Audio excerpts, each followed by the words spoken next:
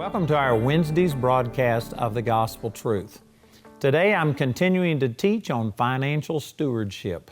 And I tell you, the title to this teaching, Financial Stewardship, is very significant because you are a steward of the resources God has given you. It is not your own. It's not up to you to do it your way. You need to get God's attitude and God's way of prosperity. And that's what we've been talking about. This week I've been using the parable from Luke chapter 16 about this unjust steward. And I've spent 2 days without getting to the main point of the parable. I've just been laying the foundation. If you've missed any of this teaching, I encourage you to please get the resources. Because by breaking the program up into these little 30-minute segments, you miss some of this depth, I believe, and some of the connections. I know not every person watches this program every single day. And even if you watch it every day, well then, you watch it and then you go through the other 15 hours, 16 hours that you're awake during the day, and then you come back and there's just a little bit of a disconnect. You get so much more when you listen to this message in its entirety, plus you're able to go back and play it over or read it again. So these materials that we're offering are really, really important. But let me just go back and say that in Luke chapter 16, there's a parable about a man who was a steward for a rich man, and he had been stealing money. The rich man heard about it. There was an accusation made. He said, "Get your books in order. If what I've heard is true, I'm going to fire you." And so the man continued to steal money from his master, but this time, instead of putting the money in his pocket, he began to take money from his master and give it to the people that owed his master money. And he discounted their bills from 20 to 50%. And it says in Luke 16:4 that the reason he did it was so that when he was put out of the stewardship, they would receive him into their houses. In other words, he was bribing these people with his master's money and using it to gain favor with these people so that he could mooch off of them when he was fired. And when the master found out about it, he commended the steward. I've spent 2 days talking about the attitude of this rich man, that he was so detached from his money and he was so focused on God as his source that even when he saw people stealing something from him, it didn't matter that much because he knew that there was more where that came from. His assets weren't his real assets. It was God. It was the favor that God had given him, and he knew that even if somebody stole something from him, he still had God. He could get it back, and because of this, he was able to be objective and actually find something to commend this crooked steward over. And I've spent 2 days making a big deal out of that because I think it is a big deal. This is an attitude that I think is absolutely essential for you to prosper God's way. All right, but today I want to go into the second thing in this verse 8. Here is the part of this parable that used to confuse me. It says in Luke 16:8, "And the Lord commended the unjust steward because he had done wisely, for the children of this world are in their generation wiser than the children of light." What was it that the master commended this thief for? What was commendable about what he did? He was still stealing money. He was still taking money from his master. Why did he commend him? And here's what I believe that the whole point of this is. The next verse, when Jesus gives his application and interpretation of this parable, will bear this out. But the reason this steward was commended, because finally he began to start recognizing the power, the potential that was in money to prepare for the future. Now that's a big statement. That's a huge statement. He commended this man because he finally began to realize the power and the potential that money has to prepare for the future, to affect the future. Now this is huge. And I think this is so applicable to us today because today the average person has the opposite mindset. The average person doesn't think about the future. It's they're going to get all that they can right now. Then they're going to can all they get and then sit on their can. I mean, the average American, and course, this program is being seen all throughout the world, but most people use money to just indulge themselves right now. They don't think about the power and the potential that money gives you to affect your future. And you can prove that this is what happened to this man right here, this unjust steward, because look up in verse 3. When he had been confronted by his master, it says in verse 3, the steward said within himself, what shall I do? For my Lord taketh away from me the stewardship. That was his admission of guilt. And then he says, I cannot dig to beg, I'm ashamed. Now you have to think about this, but in this statement right here, it shows that all of the money that he had misappropriated from his master, all of the money that he had siphoned off of these accounts, he hadn't used it and invested it for the future. He had blown it on temporary things. Now, it doesn't give us a dollar figure here. We don't know how much this was, but this man had taken money from his master and he hadn't hidden it anywhere. He hadn't invested it. He hadn't planned for the future. He had blown it. And you can prove that because he says he was going to have to beg. In other words, he had no reserves. He had nothing. Now, it's possible that he had taken away hundreds of thousands of dollars and yet he had just blown it on temporary things. He had been buying things like cars, caviar, flat screen TVs, DVDs, all of these gadgets that we have and stuff. See, this is what a lot of people do today. They don't think about the future. They just think about the now. You can see this especially in the American culture. We've got credit, and people say that, you know, there's no reason that you have to wait for the future. You just get it now, and no payments for 30 days or something. And most people don't even think about what the actual price of something they buy is. They just think about that, can I get it with zero down? Can I get it without any payments for the next few months? And if it is in the now, if they can get it now, they don't even think about the future. For instance, a car, if you buy a car on credit, and if you get a 5-year loan, did you know that the odds, the chances of you ever getting that car paid off before it wears out are minimal? 5-year loan, 60 months loan, you are going to wind up paying for that car like twice what it's worth.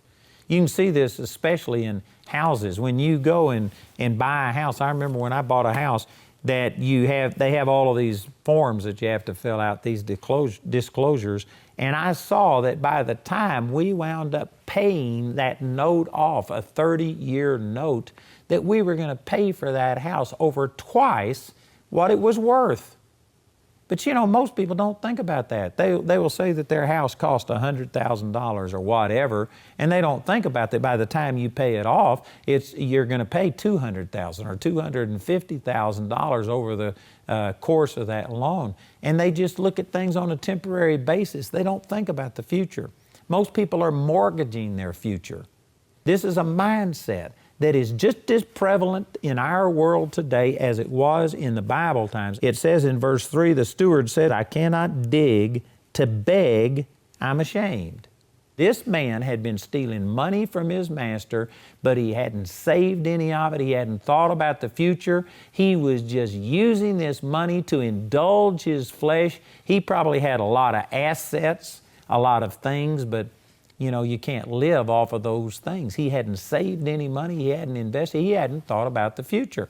And the reason that this master commended him was because now, under pressure, when he realized he was going to lose his job, he finally started thinking about how can I take this money that I'm in control of and how can I use this to affect my future? And he finally started realizing the power that was in money to affect and influence the future. We interrupt this program for a special message from Andrew. We've had a very special opportunity come up that I really want to give everybody an opportunity to be a part of. I've mentioned this the last couple of days on my television program, but tonight we have a live streaming interactive broadcast scheduled where you can join me at 6 p.m. Mountain Time by going to our website, and I'm going to share about this opportunity to acquire the property next door to our place up in Woodland Park. It's something that is time dated. We need a very quick response on, and I'm going to give all of the details tonight. I won't take time on television to do that, but if you're interested, I just encourage you to go to our website. Join us at 6 p.m. this evening. We're going to have a live broadcast. My general manager or my CEO and I will be sharing all of the details, and we're also going to take questions so that you could ask questions and interact with you any way we can. Remember, that's 6 o'clock tonight. Go to our website. We're going to have a live broadcast at 6 p.m. Mountain Time. And now we return you to Andrew as he continues teaching about financial stewardship. We have to schedule money. We have to think about the future, and you can't just take every penny that comes your way and just spend it on things. There needs to be reserves.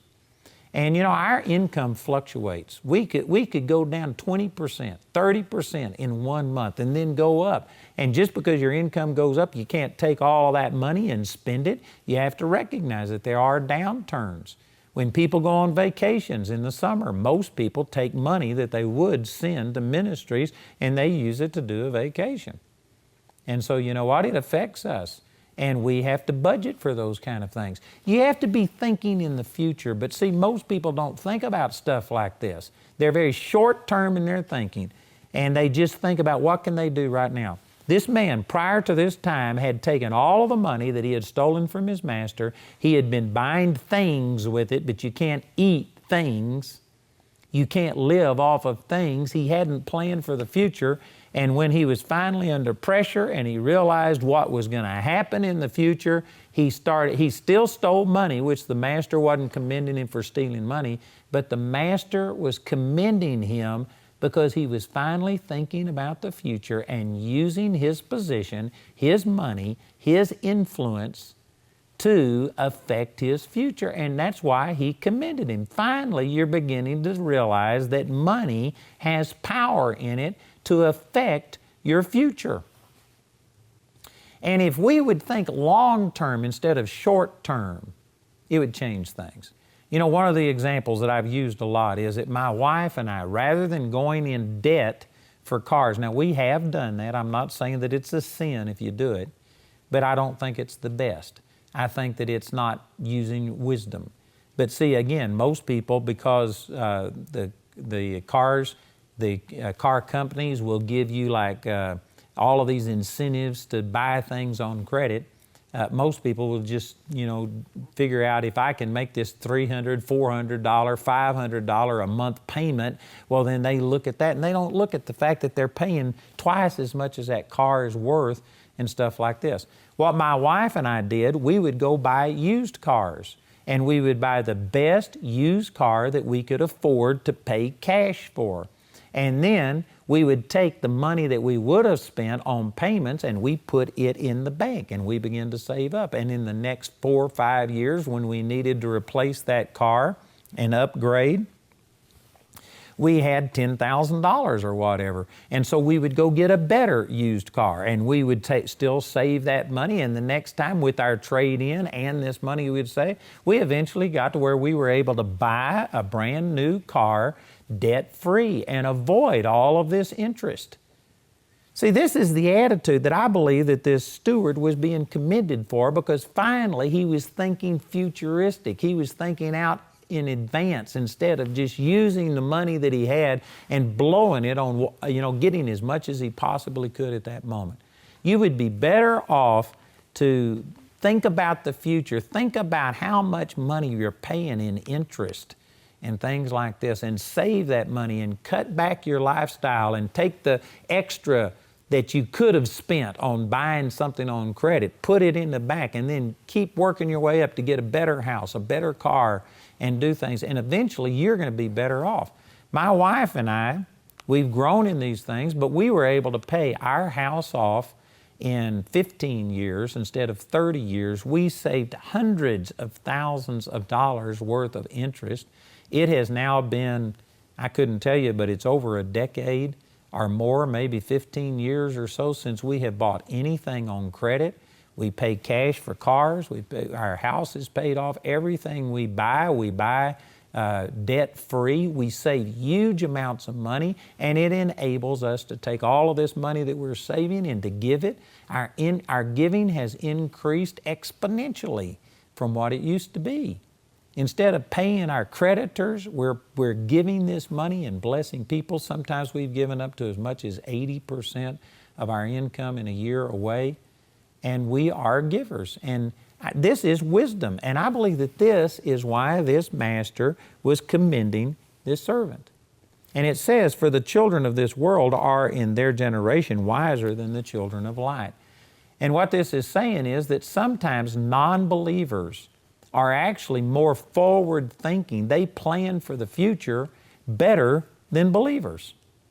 Now, there could be multiple reasons for this, but I know personally people I've heard pastors make this statement that they are going to buy everything on credit, get as much debt and stuff as they possibly can because they believe that the Lord is coming soon, that they're going to be raptured out of here, and they're going to leave all of their debt for the Antichrist. I've heard people say that. And there are Christians that honestly are so thinking about eternity and stuff that they aren't good stewards here in this life. And they don't think about it. Sometimes people who don't think about eternity, they think that this life is all there is, and they are having to depend upon themselves. Sometimes those people are more diligent preparing for retirement, thinking forward about how am I going to live after I'm retired, than believers are. And this is what this master said. And he commended this steward because finally he began to recognize the power that was in money to affect the future, the temporal future right here in this life. Man, that is big. And this is why he commended this man, because finally he was beginning to recognize the power that's in money. You know, this is offensive to a lot of Christians who were raised as I was with this mindset that, you know, the Bible here in the King James calls it filthy lucre. I mean, there are a lot of religious people that were raised with this mindset that money is somehow or another evil, that you have to have it, but, you know, you shouldn't have much, that it's godly to be on the verge of poverty and to do without and stuff like that. That is not true. And it's offensive to people who have been taught stuff like that to talk about the power that's in money. But the truth is, money does give you power. There are things that I can do now that we have millions of dollars flowing through this ministry that I couldn't do before. It gives me power. Money is not good or bad, but money is an amplifier. You know, if your heart is evil and if you won the lottery, then it just enables you to start doing what was in your heart. But if your heart is good and if you won the lottery, it would empower you and enable you to do good with it. Money just kind of amplifies what's already in your heart. If a person is thinking wrong in their heart before they get money, then it just magnifies it. The statistics show people who win the lottery that the vast majority of them, I forget the exact statistics, but it's over 80%, I think it's more like 90%, of the people who win the lottery in 10 years' time are just as bad off financially as they were before they won the lottery because they didn't steward it properly. They had bad stewardship before they won the lottery. That's the reason they were poor. And once they win the lottery, give them just a period of time and they'll blow it, they'll misuse it, and they'll be back in the same situation. All it did was amplify things. But if a person was a good steward and won the lottery, all it would do is magnify them and it would enable them to do things. Money gives you power. And the sad thing is, most people don't see the power in money to affect your future. Now, I'm running short of time today, and I'm just going to have to say some things, and I'll amplify on this tomorrow. But Jesus confirmed that this is the reason this man was commended, because in verse 9, here's Jesus giving the interpretation and the application of this parable to us. And he said this in verse 9, "And I say unto you, make to yourselves friends of the mammon of unrighteousness." That's an old English way of talking about money, "that when you fail, they may receive you into everlasting habitations." The word fail here in the Greek, it literally means when you die. And it was translated that way in other places in the King James Bible. So this is saying use money to make friends so that when you die, they will receive you into everlasting habitations. What this is talking about is that someday when we leave this life and we go into heaven, you can use money to touch people's lives, to change people, to draw them closer to God, to help see people healed, delivered, baptized in the Holy Spirit. You can use money to touch people's lives, and someday when you enter into heaven, literally they will line up to thank you for investing in them and using your resources to touch their life. And Jesus is saying, this is the point of this parable. I'm telling you that just like this steward finally was forced to start using his position and his money to think about the future and plan for the future, Jesus is saying, likewise, you need to recognize that money gives you power to influence your eternal future, not just in this life, but in eternity. You can literally take something, money that is temporary, that's going to pass away, and you can turn it into something eternal when you invest it in touching people's lives with the gospel. Man, that is big. That's huge. Can you think how important this is to take something that's going to pass away and turn it into something that will never pass away, something that will last throughout all eternity?